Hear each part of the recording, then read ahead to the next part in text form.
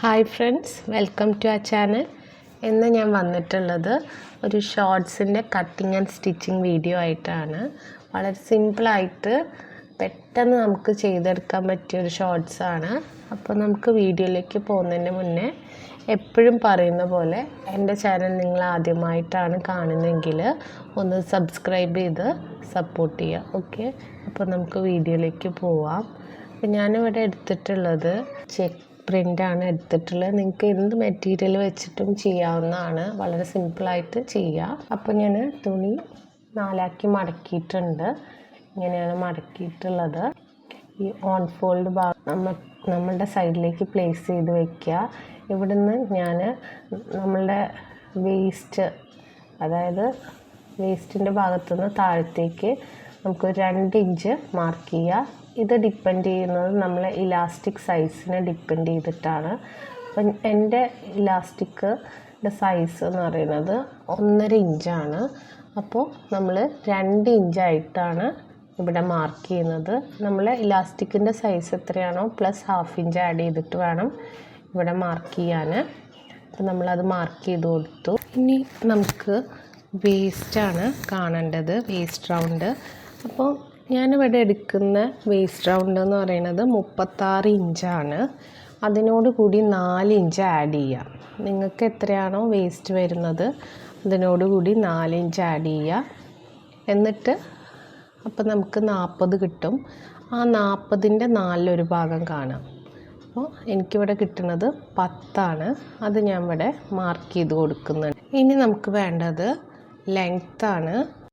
Length എടുക്കുമ്പോൾ നമ്മൾ എടുത്ത 2 ഇഞ്ച് കഴിഞ്ഞിട്ട് താഴത്തേക്ക് നമ്മൾ എത്രയാണോ ലെങ്ത്ത് വേണ്ടത് അത് മാർക്ക് ചെയ്യണം. അപ്പോൾ എനിക്ക് വേണ്ടത് 15ആണ്. അതിനോട് കൂടി 1.5 ഇഞ്ച് കൂട്ടിയിട്ടാണ് ഞാൻ എടുക്കുന്നത്.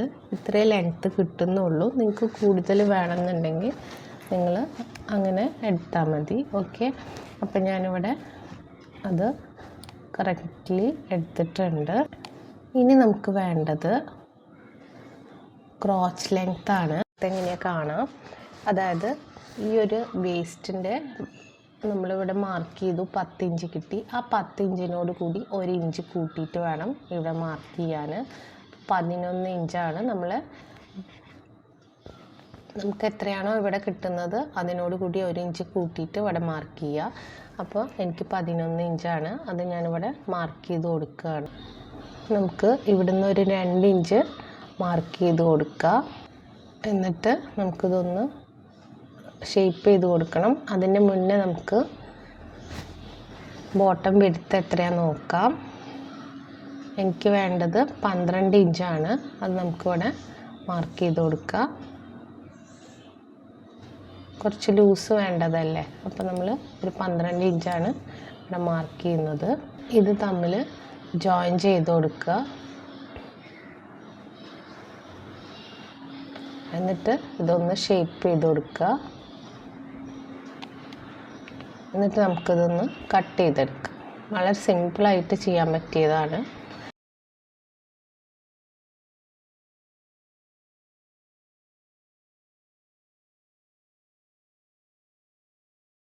ഇനി നമുക്കിതിൻ്റെ സ്റ്റിച്ചിങ് എങ്ങനെയാണെന്ന് നോക്കാം.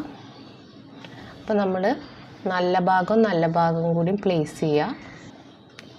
ഇങ്ങനെ സീറ്റുകൾ നല്ല ഭാഗം കൂടി പ്ലേസ് ചെയ്തിട്ട് ചീത്ത ഭാഗത്തുനിന്ന് ഇതിൻ്റെ ഈ ഒരു ക്രോച്ച് ലെങ്ത്തിൽ നിന്ന് ഒരു 1/2 ഇഞ്ച് വിട്ടിട്ട് വേണം സ്റ്റിച്ച് ചെയ്യാൻ. ഇങ്ങനെ സ്റ്റിച്ച് ചെയ്യുക. അങ്ങനെ 2 സൈഡും സ്റ്റിച്ച് ചെയ്തെടുക്കുക. 2 തവണ ഞാൻ സ്റ്റിച്ച് ചെയ്യുന്നുണ്ട്. അത്യാവശ്യം ഉറപ്പ് വേണ്ടത് കാരണമാണ് 2 തവണ നമ്മൾ സ്റ്റിച്ച് ചെയ്ത് കൊടുക്കുന്നത്. 2 സൈഡും ഇതേപോലെ സ്റ്റിച്ച് ചെയ്തെടുക്കുക. അപ്പോൾ ഞാൻ സ്റ്റിച്ച് ചെയ്തെടുത്തിട്ടുണ്ട്. ഇനി ഇതൊന്ന് നമുക്കിങ്ങനെ പ്ലേസ് ചെയ്തെടുക്കണം. ഇങ്ങനെ നിവർത്തിയതിന് ശേഷം ഈ ഒരു ഭാഗത്ത് നിന്ന് നമ്മളിങ്ങനെ ജോയിൻ ചെയ്ത് കൊടുക്കുക. ബോട്ടം, അതായത് ക്രോച്ച് ജോയിൻ ചെയ്തതിന് ശേഷം ഈ ബോട്ടം വിഡ്ത്തിൻ്റെ അവിടെ നിന്ന് ഇങ്ങനെ ജോയിൻ ചെയ്യുക. അങ്ങനെ നമ്മൾ 2 പ്രാവശ്യം ഇതും ജോയിൻ ചെയ്തെടുത്തിട്ടുണ്ട്. ഇനി നമുക്ക് ബോട്ടം വിഡ്ത്ത് എങ്ങനെയാണ് സ്റ്റിച്ച് ചെയ്യണമെന്ന് നോക്കാം. നമ്മൾ ആദ്യം ഒരു 1/4 ഇഞ്ച് ഉള്ളിലേക്കായിട്ട് മടക്കി കൊടുക്കുക. ഇങ്ങനെ ഒന്ന് മടക്കി സ്റ്റിച്ച് ചെയ്യുക. എന്നിട്ട് വീണ്ടും ഒരു മടക്കും കൂടി കൊടുക്കുക. ഇങ്ങനെ നല്ല നീറ്റാക്കി മടക്കുക.